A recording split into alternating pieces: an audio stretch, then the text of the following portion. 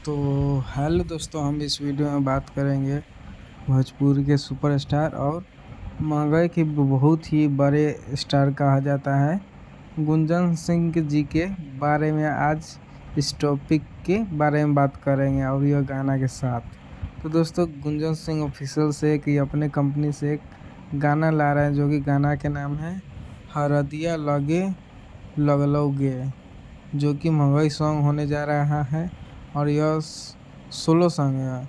और यह गाना के लिखे हैं अमर अलवेला जी, जो कि पवन सिंह के अभी जस्ट पहले गाना लिखे हैं सिनेमा डाले से पहले, मारो में से ले के भाग जा वही वो गाना के लिखे हैं अमर अलवेला जी। और म्यूजिक दिए हैं बिक्की बख्शी, जो कि बहुत ही अच्छा गाना संगीत बनाते हैं म्यूजिक के मामले में।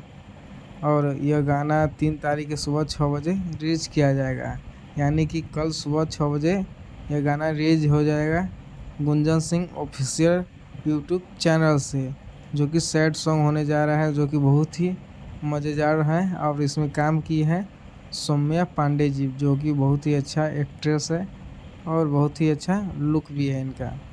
तो दोस्तों, आप लोग इस गाने के बारे में क्या क्या कहना चाहते थे कमेंट बॉक्स में बताएं। और चैनल पर नए हो तो चैनल सब्सक्राइब कीजिएगा, ताकि भोजपुरी के हर अपडेट आप तक पहुंच सके। जय हिंद, जय भोजपुरी, धन्यवाद दोस्तों।